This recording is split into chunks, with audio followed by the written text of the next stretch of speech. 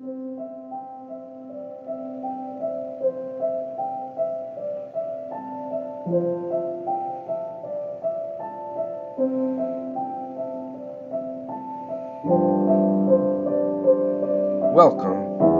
to this episode of Grandpa Hill's True Stories. It is our 50th episode. This is a slightly wiser story and a faith and family story. The story is about a time when Grandma and Grandpa Hill had a disagreement about money. We both wanted something, and I was sure it was the wrong thing to do at the time. Buying a couch at that time was out of the question. There were bills to pay and no cash saved. And comfort in the living room would just have to be found in a big bean bag and the old stuffed chairs from Grandma Thompson. Even so, Grandma Hill, Mary Lee, went and got the couch, or should I say, received the couch, anyways.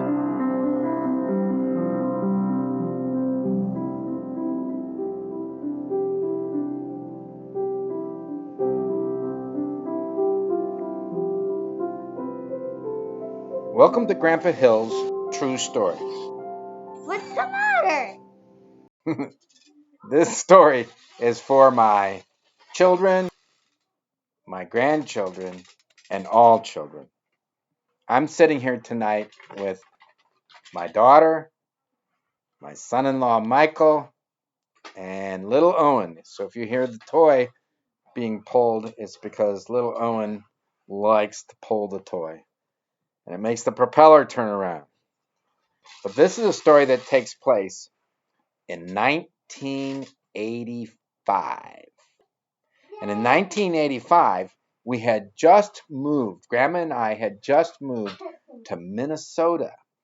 And in Minnesota, we lived in an apartment, and then we lived in a house, which doesn't seem like much, except that houses in Minnesota, Savage, Minnesota, they cost quite a bit of money.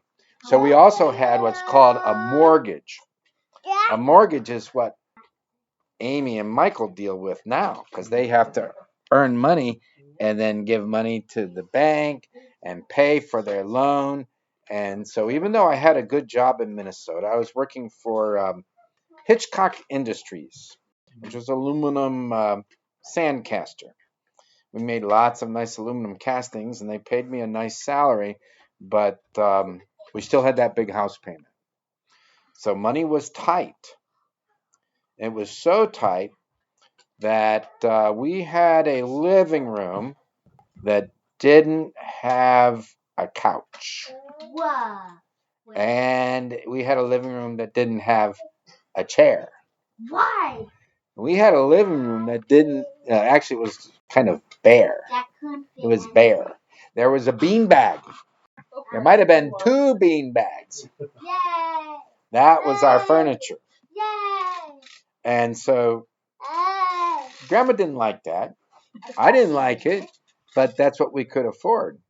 We had nothing, it didn't make sense. So I would keep saying no to Grandma whenever she said, let's go get some furniture. Let's rent some furniture. Let's buy some furniture.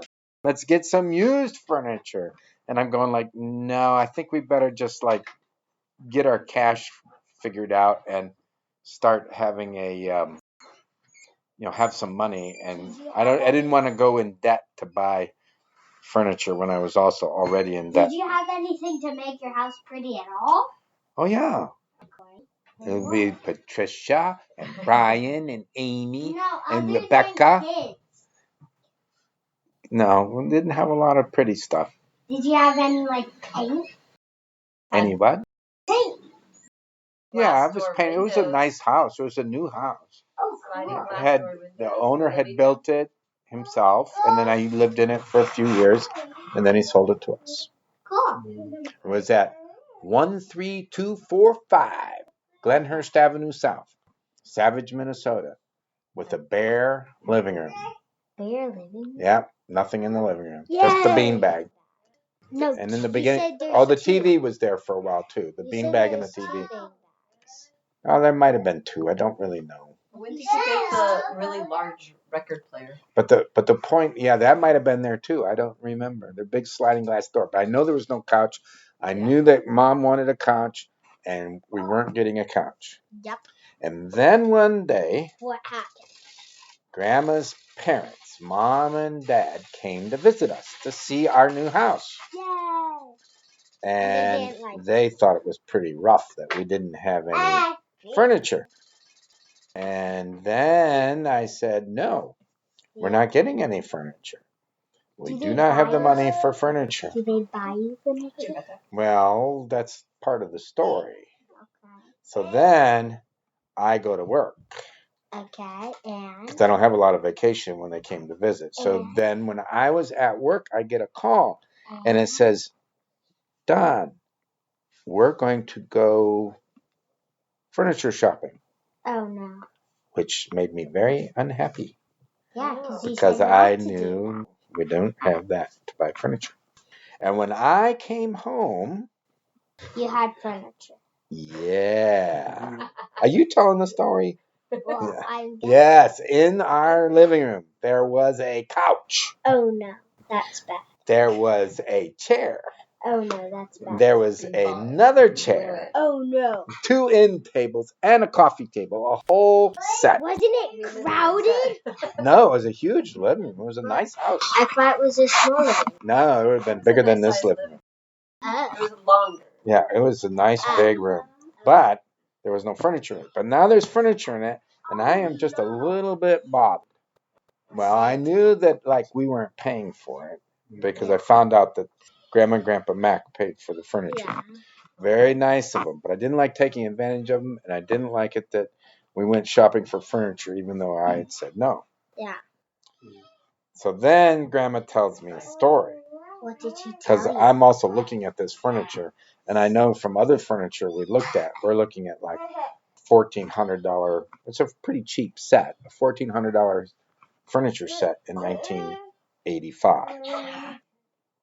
How much did you pay? Well, we didn't pay anything. Mom and Dad got it.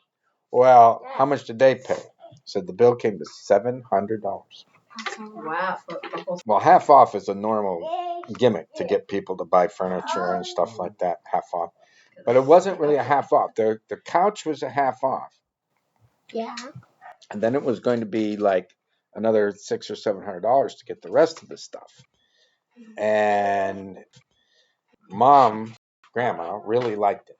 Yeah. And she did something that she did this thing. It's like when people buy cars, they call kick the tires. What's that? Well, she starts walking around the furniture and she says, "Well, there's a scratch over here." But I don't want that.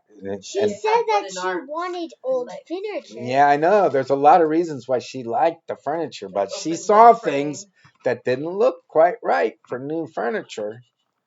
And pretty soon it was, this is half off, and this is half off, and this is half off. And then the whole thing was half off. And the $1,400 furniture set was only $700.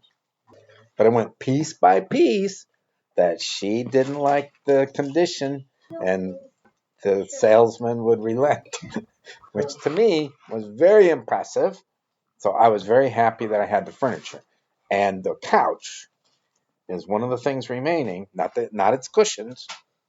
It's in the... Oh, that wooden couch. That wooden part. The cushions are gone now. Oh, that's cool. And it has the futon on it. And the end tables are over at Aunt Rachel's and Uncle Andrew's. Wow. And the chairs might have been burnt. I'm not sure. Somehow we got rid of those. But anyway, that is the story about how Grandma got her very first couch ever. Wait. That wasn't already in the house that we owned. Any other any other couch? Oh, we had an old bed that came from Grandma's grandma. Then why didn't you use that? We did use it. That was our bed. It wasn't a couch. It was a creaky old metal frame and stuff like that. Everything was old or used or borrowed when we got started. Did you have any books? Bugs? Books or bugs? Books. Books. Yeah, we had lots of. Only had some bugs.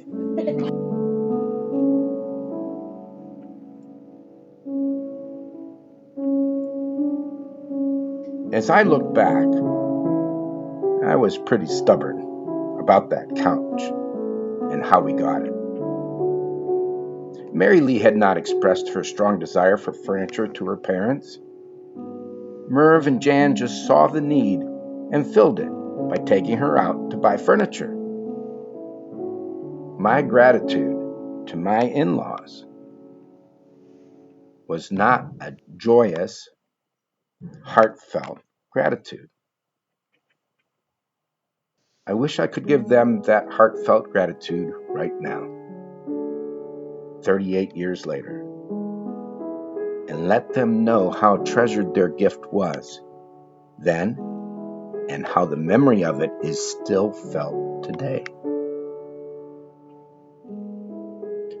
For her part, Mary had kept the bill down with brilliant negotiating, and for her efforts, she had a living room set that was comfortable and sturdy for our family. As for Mary's negotiating skills, I was learning from her. She used to say, "Just ask. The seller can laugh, be angry, and he can, and often does, drop the price to make the sale."